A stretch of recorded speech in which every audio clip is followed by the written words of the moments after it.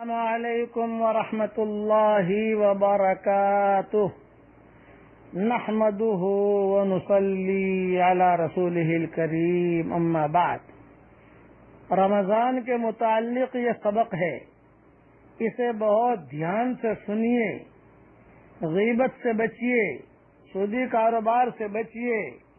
حضور اکرم صلی اللہ علیہ وسلم نے ایک مرتبہ حضرت عائشہ رضی اللہ تعالی عنہا سے فرمایا کہ عائشہ، صفیہ کو ذرا دیکھ کر آؤ کیسی ہے۔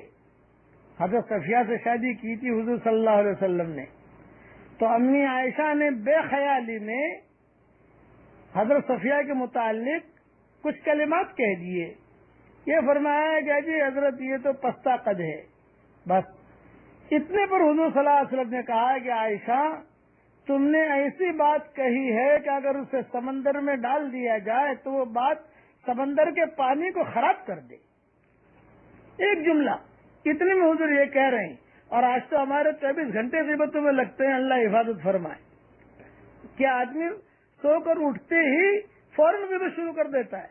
کوئی میٹر ہو کسی کی تو فوراً شروع کر دیتا ہے، اور خاص طور سے آج کل موبائل کی دنیا ہے، واٹس ایپ کی دنیا ہے، تو لوگوں کے بارے میں برائی سے باتیں کرنا، اس لیے غیبت سے بچیے۔ حضور صلی اللہ علیہ وسلم نے اتنا کہہ دیا کہ عائشہ، تم نے تو ایسی بات کہی ہے کہ اسے سمندر میں ڈال دیا جائے تو بات سمندر کے پانی کو خراب کر دے۔ اسی طریقے سے حضور صلی اللہ علیہ وسلم نے صحابہ کے مجمع میں ایک مرتبہ فرمایا، غیبت زنا سے بڑھ کر ہے۔ صحابہ نے حیرت سے سوال کیا کہ حضرت یہ کیسے؟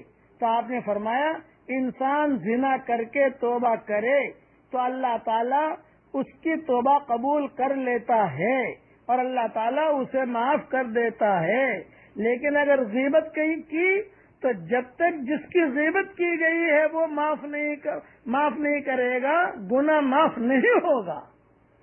عبداللہ نے عبد الرحمان کی غیبت کی تو عبد الرحمان کے پاس جا کر معافی مانگنی پڑے گی اسے کہ بھائی مجھے معاف کر دے۔ اب کتنے گناہ لے کر حشر کے میدان میں آدمی آئے گا؟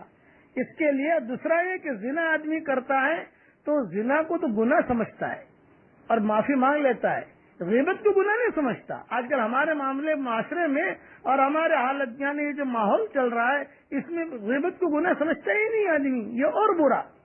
اور قبر میں جو عذاب ہوتا ہے وہ عذاب بھی غیبت کی وجہ سے ہوتا ہے۔ حضور صلی اللہ علیہ وسلم تشریف لے گئے کسی جگہ تو دو قبروں کے اوپر سے گزر ہوا، دونوں کو عذاب ہو رہا تھا۔ حضور صلی اللہ علیہ وسلم نے فرمایا دونوں کو عذاب ہو رہا ہے۔ تر ٹہنی منگوائی حضور صلی اللہ علیہ وسلم نے، گیلی ٹہنی، اور گڑوا دیو کا جب تک یہ گیلی رہے گی ان کا عذاب ہلکا رہے گا۔ پوچھا حضرت یہ عذاب کیوں ہو رہا؟ تو آپ نے فرمایا یہ لوگوں کی غیبتیں کرتے تھے اور پیشاب سے بے احتیاطی کرتے تھے۔ پیشاب سے بے احتیاطی مائیں بہنیں بھی کرتی ہیں، مرد بھی کرتے ہیں، اسی لیے ڈھیلا رکھا گیا ہے تاکہ آدمی ڈھیلا۔ اب مائیں بہنیں کیسے کرتی ہیں؟ بچے پیشاب کرتے ہیں، زیادہ دھیان نہیں دیتی، یہ کہا اپنے پیشاب سے بے احتیاطی، دوسروں کے پیشاب سے بے احتیاطی، اس کی وجہ سے قبر کے اندر عذاب ہو رہا، اور غیبت کی بے احتیاطی، غیبت کی قبر میں عذاب ہو رہا۔ اسی لیے فرمایا قبر سے آپ کے عذاب سے بچنا ہے تو رات کو سورہ ملک پڑھا کرو، کہ رات کو سورہ ملک پڑھا کرو، قبر کے عذاب سے حفاظت ہوگی۔ اس لیے یہ بات تو میں اسی پر ختم کرتا ہوں کہ بہت ہی زیادہ غیبت ہمارے ماحول میں چل رہا ہے معاملہ، اس لیے آپ جو ہے اس سے بچنے کی کوشش کریں، اور ہم اللہ تعالی ہماری بھی حفاظت کرے، آپ کی بھی حفاظت کرے۔ اور اگر کسی کی غیبت کر لی آپ نے، وہ بہت دور ہے، معافی نہیں مانگ سکتے، کم سے کم اللہ سے تو معاملہ کلیئر کر لو بھائی، تو اللہ تعالیٰ خود معاملہ کلیئر کرے گا۔ کم سے کم توبہ تو کر لو کہ اللہ پاک اب نہیں کروں گا، اللہ توبہ اب نہیں کروں گا۔ کتنوں کو معاف کرانے آپ جاؤ گے؟ 1000 آدمی کی تو ہم نے غیبت کی ہے، اب کہاں معاف کرانے جائیں گے ہم؟